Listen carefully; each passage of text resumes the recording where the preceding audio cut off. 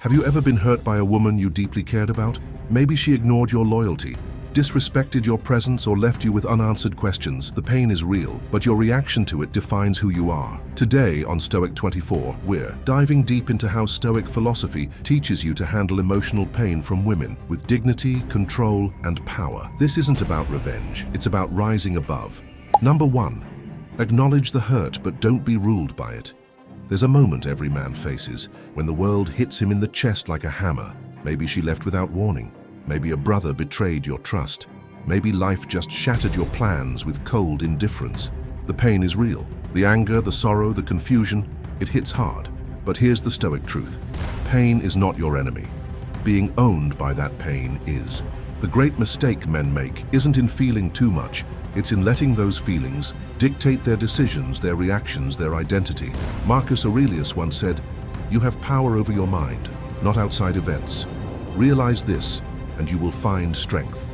That's not a call to emotional coldness. It's a call to sovereignty. The Stoics never told us to become stone. They told us to become steel. You're allowed to bleed. You're allowed to cry. But once the emotion surges, you must become the master of it. Imagine standing in a storm. The winds scream, the rain pounds, but inside your foundation doesn't move. That's what it means to feel pain without being ruled by it. Picture this. You read a message that ends a relationship, the kind that knocks the air out of your lungs. You stare at the screen, heart racing. The old you would have begged, lashed, out-spiraled. But the Stoic man pauses. He breathes. He acknowledges, this hurts. Then he asks, what can I actually control? Not her love, not her choices, but your dignity. Your next move, that's yours. You don't react, you respond. And in that moment, you transform your suffering into strength. Because real power doesn't come from feeling nothing. It comes from rising, even when your heart is broken. Number 2, reclaim your emotional independence. In the chaos of modern relationships where ghosting, games, and disrespect have become normal, you must stand like a mountain. A Stoic man does not hinge his worth on a woman's validation. Her praise does not define you, and her silence does not destroy you. You are not her affection. You are not her rejection. You are you, steady, grounded, and untouchable by the storms others bring. Think about it. How many men lose themselves after a breakup? How many spiral into rage, depression, or desperation when a woman walks away? It's not love they're losing. It's control. It's ego. It's the illusion that their emotional center was ever supposed to be in someone else's hands. Marcus Aurelius said, "You have power over your mind, not outside events. Realize this, and you will find strength." Emotional independence is that power. It's not about being numb or cold, it's about being in control. It's knowing that no one, not even the woman you love, can shake your inner foundation without your permission. So when she disrespects you, ghosts you, or plays with your time, don't chase, don't beg, and don't lose yourself. Stand tall. Let her actions reveal her character, and let your response reveal yours. Because the man who governs his own emotions, that man is rare, that man is powerful, that man is free. Number 3, practice amor fati.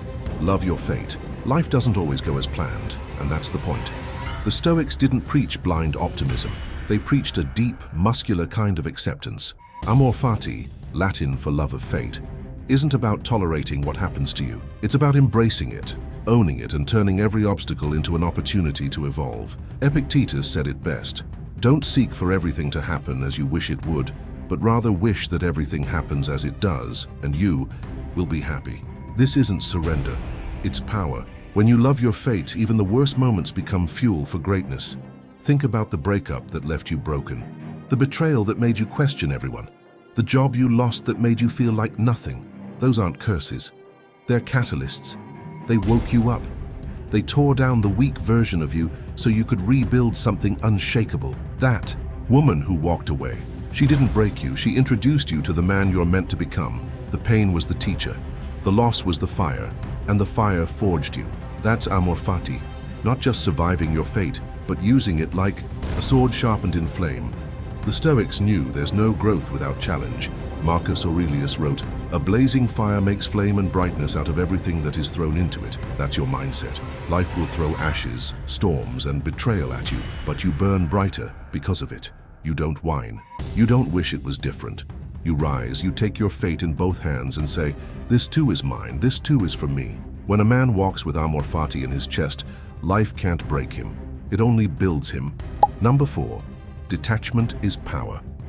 In a world that teaches men to chase, to cling, and to constantly prove their worth to others, especially to women, detachment becomes a weapon. Not a weapon of indifference, but of inner mastery. You see, detachment doesn't mean you stop caring. It means you stop bleeding for things outside your control. It's about loving without losing yourself. It's about giving your best without handing over your identity. Real men don't lose sleep trying to control how others feel about them. They operate from a core of self-respect and let the chips fall where they may. Picture a calm monk in silence. He isn't running from the world. He's just not chained to it. That's the power you unlock when you stop tying your peace to another person's presence. When you stop measuring your masculinity by whether she texts you back. When you stop assigning your worth to her approval.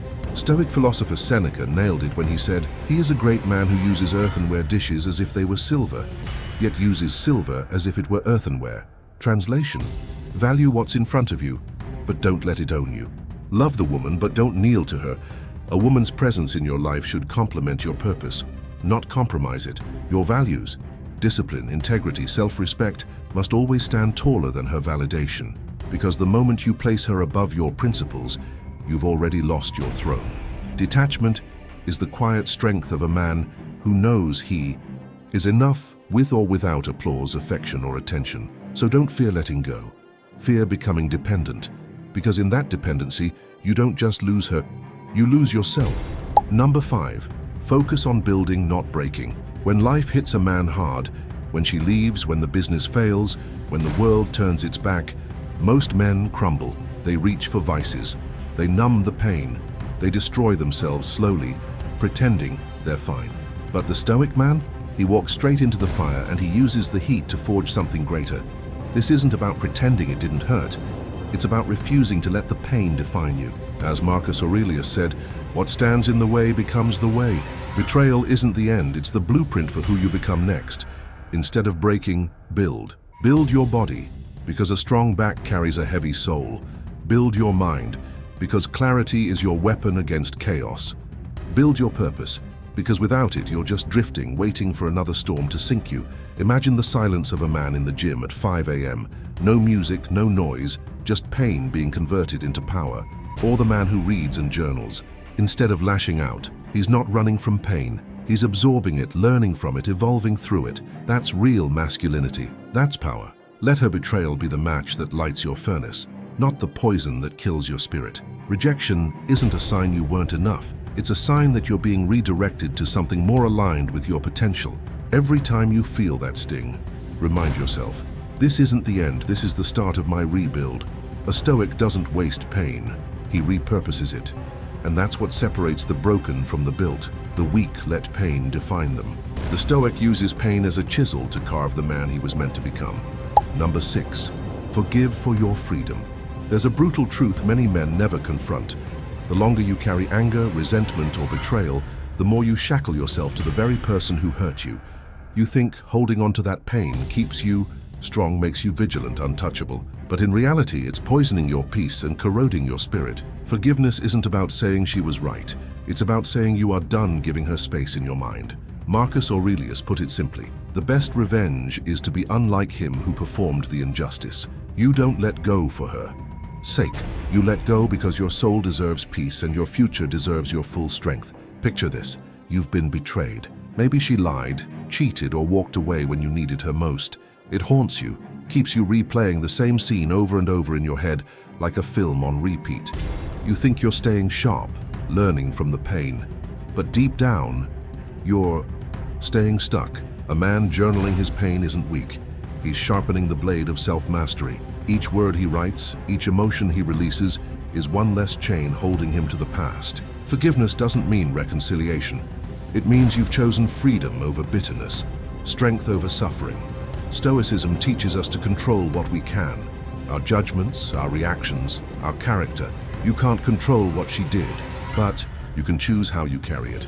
Carry it like a curse and it will harden your heart. Release it like a lesson and it will strengthen your soul. You don't forgive because you're soft. You forgive because you're building a life too powerful to be ruled by pain.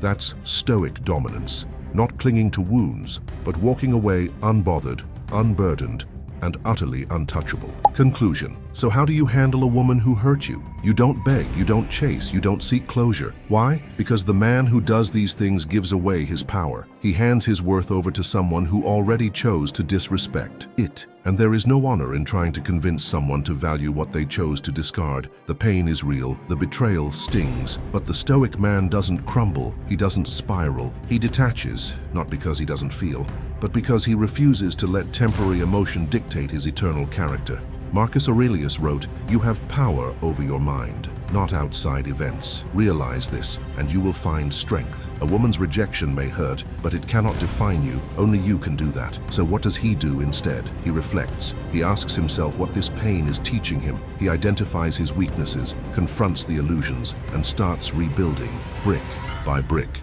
Maybe she walked away.